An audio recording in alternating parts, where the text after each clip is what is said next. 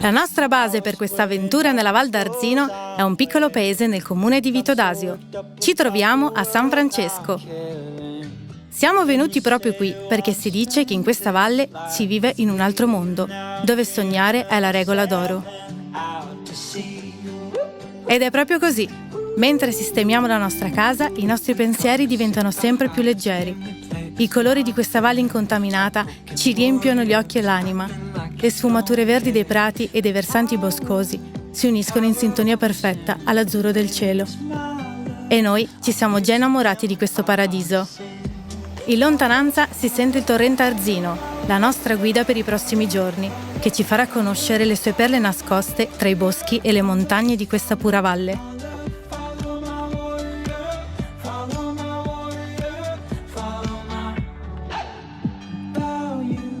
Chiamati dal suono delle campane, decidiamo di andare a vedere con i nostri occhi la serenità di cui tutti parlano. In questo paese si vive davvero una vita serena. Camminando per le sue vie si nota subito come questo piccolo paesino di montagna sia unico nel suo genere. I suoi colori, i murales e i profumi donano attimi di tranquillità ai passanti. Sembra che qui il tempo si sia fermato in quegli anni dove la tecnologia non aveva ancora invaso le nostre vite. Vecchie e nuove generazioni vivono seguendo i cicli di vita della natura, portando avanti le tradizioni agricole di famiglia con grande orgoglio. In ogni casa si respira la personalità di ogni famiglia, chi floreale, chi artigiana, chi innamorata e chi legata al passato.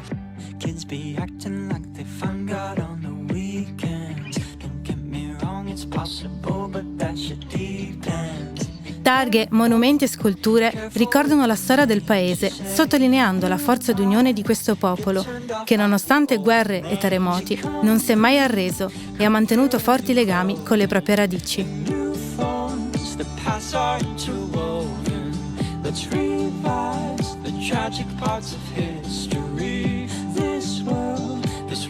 A proposito di legami, scopriremo dove gli abitanti di questa valle traevano le risorse necessarie per sopravvivere sfruttando la corrente del torrente Arzino. Mentre il nostro stomaco chiama rinforzi, è arrivata l'ora di assaggiare le delizie di questo territorio.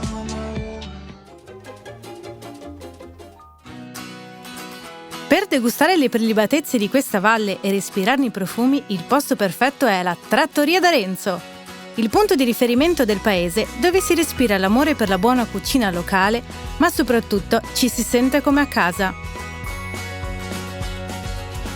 È proprio qui che negli anni 50 la nonna dei gestori attuali, fratelli Tosato, introdusse nella valle un piatto tipico carnico, i charsons. Dopo aver mangiato un antipasto di salumi e formaggi locali che si scioglievano letteralmente in bocca, è arrivato il momento di assaggiare il tris di charsons. Una tipologia di ravioli con un morbido ripieno di formaggio, erbe aromatiche e prosciutto di San Daniele. Una delizia per le nostre papille gustative. Tra un brindisi e l'altro scopriamo che un gruppo di amici che abita in questa valle ha creato un progetto per valorizzare i vecchi sentieri che un tempo venivano percorsi da pastori, boscaioli e cacciatori. E domani mattina percorreremo proprio uno di questi per scoprire la cascata più bella della vallata.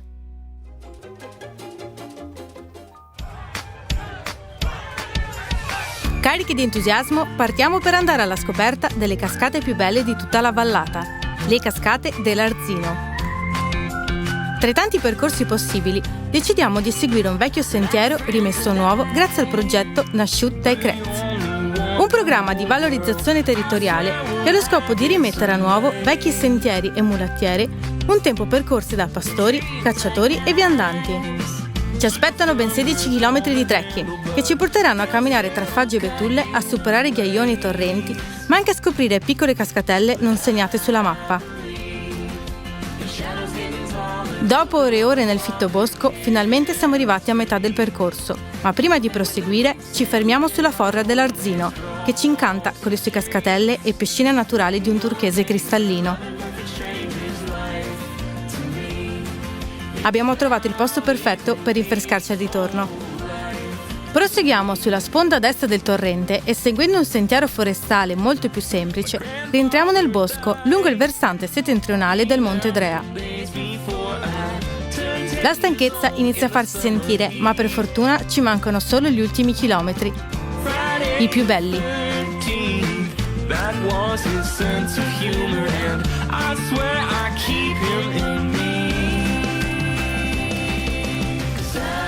Dopo ben 6 ore di trekking, finalmente siamo arrivati alle cascate dell'Arzino.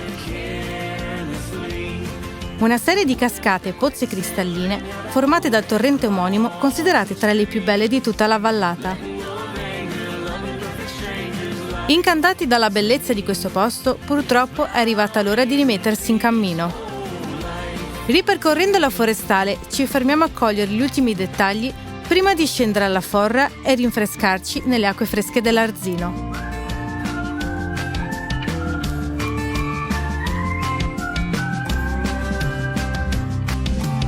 Proseguiremo il corso del torrente fino a valle ed insieme esploreremo la forra di San Francesco, visiteremo l'antico mulino del paese ed infine nuoteremo nelle Maldive del Friuli.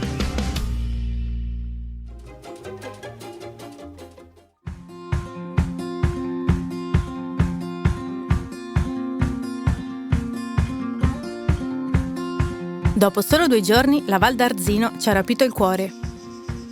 Qui lo stress non entra. Ci pensa il gorgoglio del torrente a tenere giù a valle i sentimenti pesanti.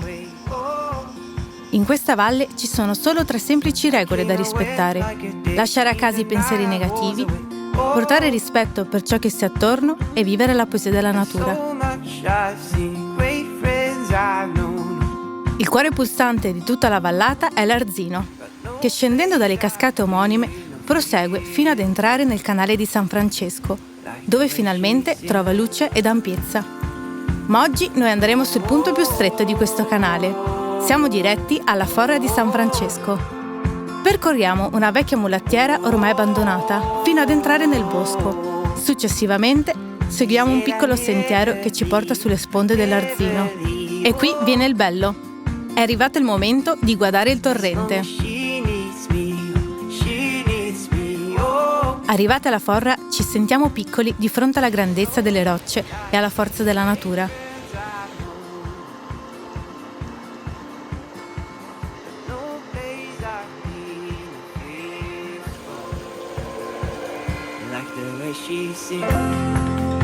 Adesso non ci resta che godere del panorama.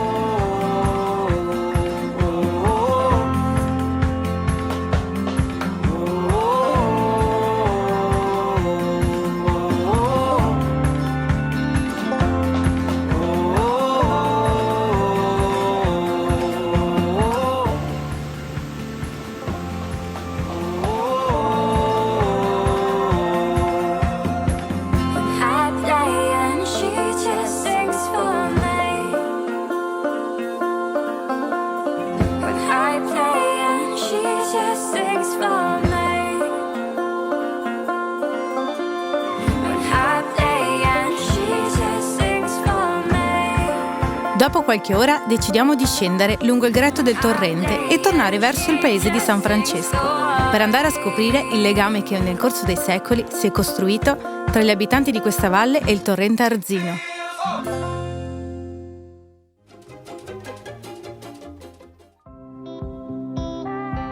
Il mulino, fino a mezzo secolo fa, era uno dei centri sociali dei piccoli paesi limitrofi, mentre per San Francesco rappresentava il punto di riferimento per la comunità.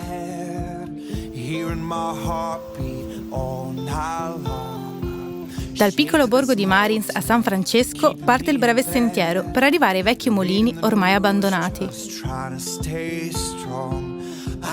Ma noi, arrivando dalla forra, raggiungiamo il mulino attraversando una vecchia passerella che consente il collegamento tra gli abitanti e il territorio al di là e al di qua del torrente.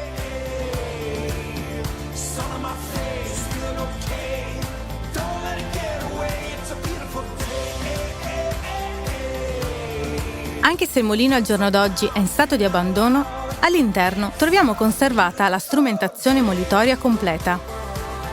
Una macina in pietra orizzontale e gli ingranaggi per la trasmissione in legno, componenti di quell'epoca in cui la farina e il pane erano un bene prezioso. L'esterno, abbracciato dalla natura, conserva ancora il vecchio canale di adduzione e l'asse della ruota in legno. Un tempo si utilizzava la forza motrice dell'acqua per fornire l'energia necessaria a far funzionare le macine del mulino. Al giorno d'oggi ha il solo scopo di ricordare quei tempi così semplici e solerti. Tutta quest'acqua cristallina ci ha fatto venire voglia di nuotare tra le acque dell'Arzino. Dicono che qui in valle ci siano le Maldive del Friuli e domani andremo a nuotare tra le acque più limpide e selvagge della valle.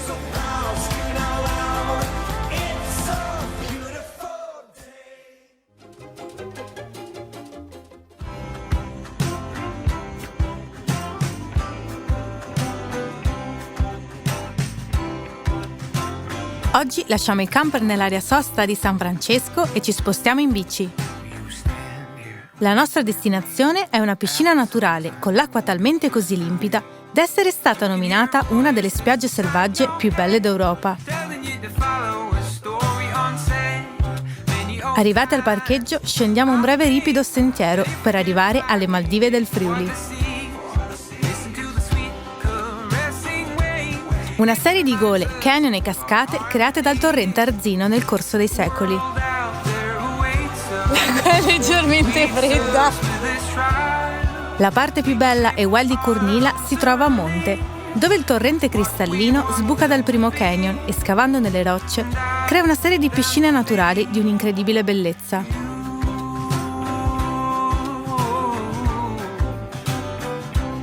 Qui l'acqua arriva oltre i 2 metri di profondità ed è possibile farsi una bella nuotata o, per i più temerari, è possibile anche tuffarsi.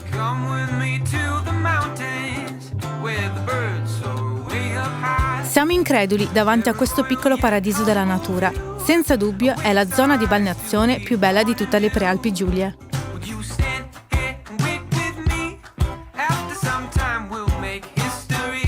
Essendo un canyon, bisogna fare molta attenzione in alcuni punti. Per esempio, al di là di queste piccole cascate, a causa della forte corrente, è severamente sconsigliato nuotare. Al massimo, fermatevi sulle prime cascate e godetevi un rilassante idromassaggio naturale.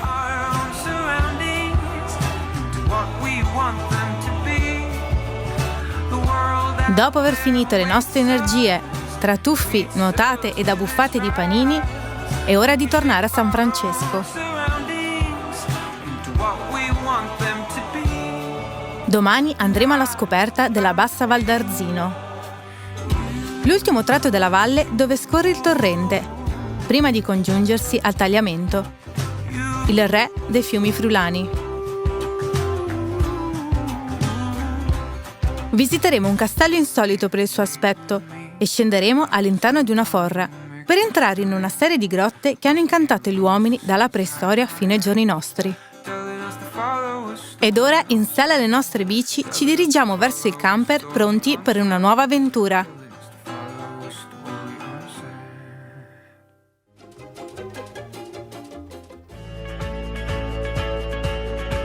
È arrivata l'ora di lasciare l'area sosta di San Francesco.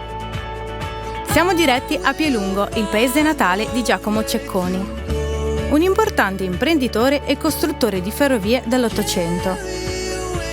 Dopo aver conferito il titolo nobiliare, Giacomo Cecconi decise di costruire una residenza adeguata al suo titolo. Rimodellò la sua casa natale dandole l'aspetto del castello che vediamo oggi. Il risultato fu uno dei castelli più fiabeschi del Friuli Venezia Giulia, con uno stile unico al mondo.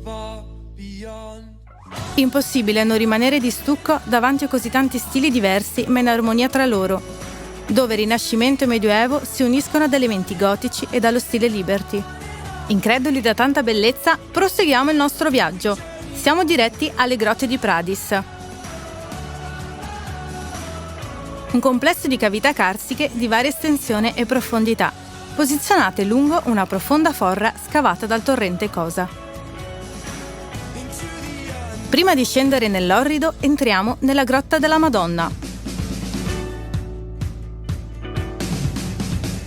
Un'enorme cavità originata dalla dissoluzione carsica, che in epoca remota fu rifugio dell'uomo preistorico e dell'orso delle caverne.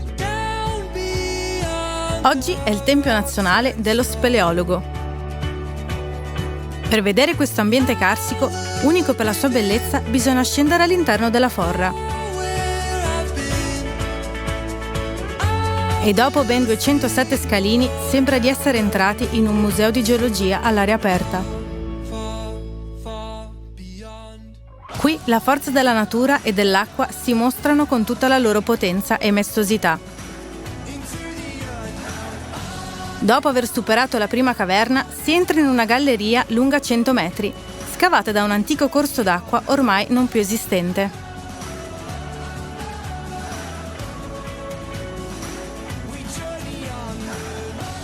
Ritornando verso il ponte, proseguiamo fino a raggiungere il Cristo bronzeo, posto in fondo all'orrido come se dovesse placare l'impeto delle acque del torrente, che per secoli ha creato questo Atlante di geologia millenaria, chiamato Grotte di Pradis.